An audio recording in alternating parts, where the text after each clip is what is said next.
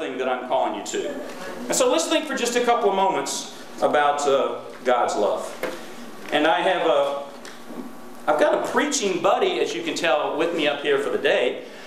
I don't really want to throw anybody under the bus, but sadly, Ron and Bonnie Smith have been keeping, I call him Manny, short for mannequin, but Manny has been kept in the attic locked for the last several years, I'm afraid. So anyway, I brought Manny over to my house this week, and we've actually been having a really good time.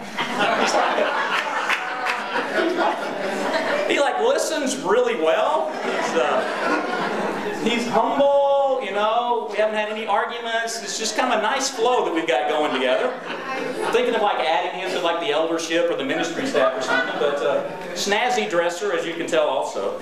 But I wanted to use Manny for a little part of the lesson here, and I wanted to just talk about, I mentioned these earlier, but some of the labels that we all carry through life, right? Some we're hurt by, some we're encouraged by. And let me start with the negative ones. And what are some of the negative, and you know, we tend to think of maybe high school or that age, but certainly it happens in our workplaces as well. What are some of the negative labels that are thrown on people? Perhaps were thrown on you in the past or people around you. What are some of the negative labels we give people? Go for it, Mark. Say it again. Moron. Okay, moron. Here we go. Let me find it. Okay. Yeah, there are. We won't do all these. But what I've got here, we want Manny to participate. So let me write a couple of these down. All right. Yeah, and that's because they're dumb, they're stupid, they don't make good enough grades, they say crazy things. So we usually don't pin actual name tags on them, but all right, what else, Vinny? Loser. Loser. I actually did write that one down in advance. Now usually we put that one with the shape of an L on the forehead, but Manny's forehead seems to be missing a little here. Okay, loser. What else? Ooh. All right. Here we go. Here we go. We'll just put, we could put chub bucket or whatever you guys call it. We'll just put ...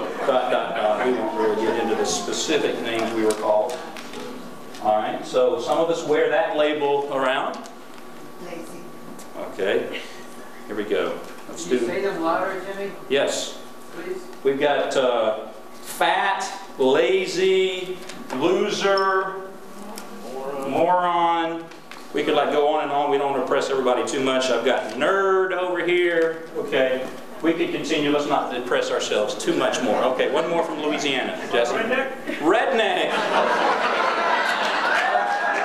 Okay. Well, I didn't know we were going to get personal here.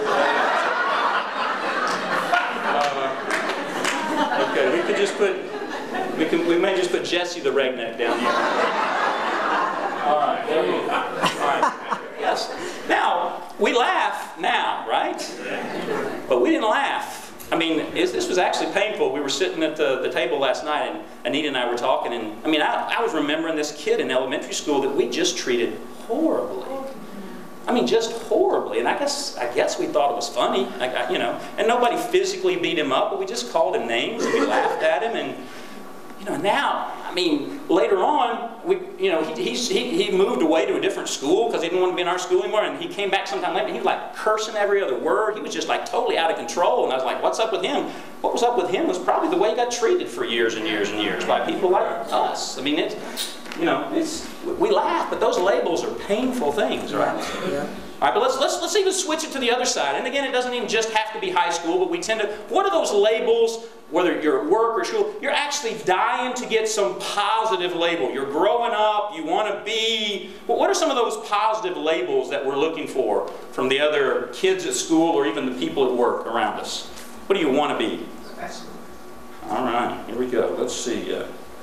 I'll just put pro, because that could be pro athlete, pro whatever, accountant. You want to be a professional. You want to be the top of whatever craft you have. What else? Handsome preacher. Wow. Wow. You would be just like me. Okay, here we go. So because that was a little too long, I just put cute, okay? Attractive. Here we go. All right. Now, again, many of us spent hours and years, and maybe still that's the preoccupation of our life, is how we physically appear. I mean, let's just All right, that's if I could just have somebody call me hot or beautiful or a stud or whatever it is you're looking for, that's the primary driving force of much of America. Advertisers have got it figured out. Let's realize that can drive us. All right, a couple more. Go for it, Warren. Good eater. Oh, a good eater. Okay. Now, you probably mean healthy by that, I'm assuming. Okay, I'm gonna. If anyone says like a bad answer, I'm gonna change it. And we're gonna go with healthy. Okay. All right, there we go. Let's get some of the. Except I took my glasses off. I can't see anybody in the back row. Okay, let's get another Louisiana one here. Intelligent. Intelligent. There we go. Okay, let's see. I've got. I put over here like a Yale grad. We could have said Harvard, but we live in Connecticut, so we go with the. You want to be known as smart, or you got into the school of your choice. Rubus? Hispanic leader. Oh, you have to be Hispanic leader. Okay. Wow. Okay. Let's just so the rest of us feel involved. Let's say leader. You can add any words you want. You can do Portuguese or Jamaican or whatever. If you all right. You want to be a leader. All right, Scott. Fun-loving. There we go. Fun. Let's just say a few. Is that Kieran? I took my glasses off. Yeah, spiritual. Spiritual. Okay, we're going to get to that one. Is that Josh? Yeah. Funny. Funny and fun kind of go together, so let's do that one. I'm just trying to relate to all types. So getting musical, the first chair at something. How about that? That's, I was shocked when I found out that musicians are just as competitive as athletes or anybody else. You got to be the first chair, not the third chair. And then we'll go funny or humorous. Okay, we got. What else do I have here? Oh, athlete. I've got funny. I've got an athlete. We've got all kinds of. All these different labels and there are a lot of them that are negative that we're like, no, please don't let me have that. But then we think and we dream, I want to be some of these positive ones. That's what I want to be. And yet what's amazing is when you go after even the positive ones that the world and the advertisers and the commercials all say go after, what tends to happen? They don't actually make you happy either. The world is saying, be an athlete, be smart, be funny, be a whole host of things. Yep. And those actually don't really give you too much happiness as well.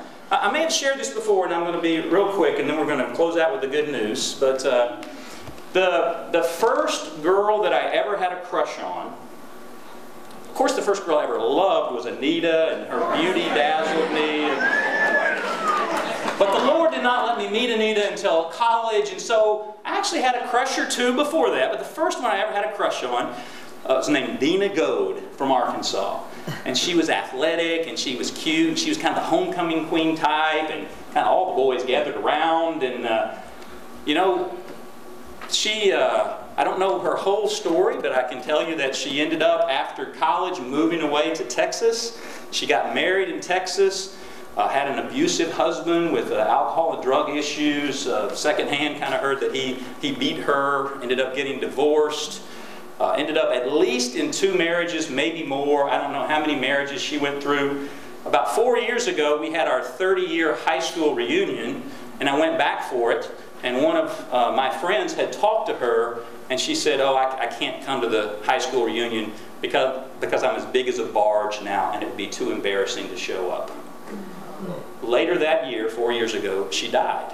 I mean, here is the girl that everyone wanted to be 30 years ago. Athletic, attractive, homecoming queen. Yeah, this is what I'm going to go after in life. But as you stand here looking back, nobody would really want to trade places with her now. The best athlete in the high school that I went to was named Max Hughes. He weighed almost 300 pounds as a senior in high school, and it was solid muscle. And he got full scholarship to play at the University of Arkansas, which is pretty big time, at least where I come from in the SEC.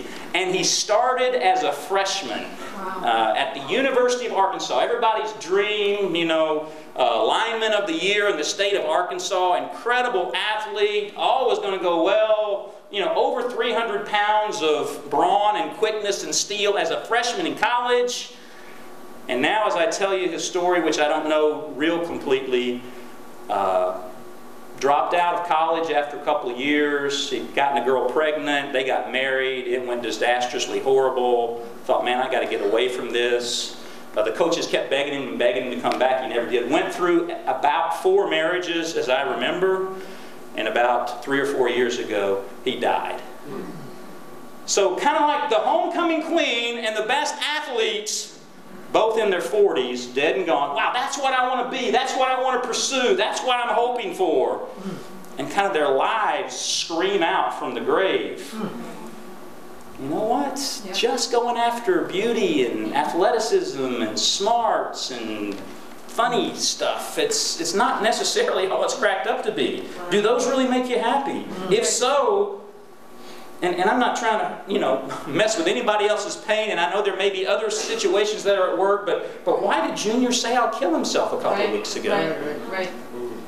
If it were true that if you go after all these even good things, why does Hollywood's marriage rate like the worst in the history of the world? If just kind of being beautiful and making a lot of money kind of made you happy and everything go well, man, Hollywood would be doing just fine, and it's not. Why are the parent-kid relationships just disastrous? Because at the end of the day, those don't even bring happiness. We think they do, and we pursue them hard. And wow, if anybody ever calls us smart or athletic or, the president of a company, we're like, yeah, but didn't want at the end of the day. So what's the good news? Come on.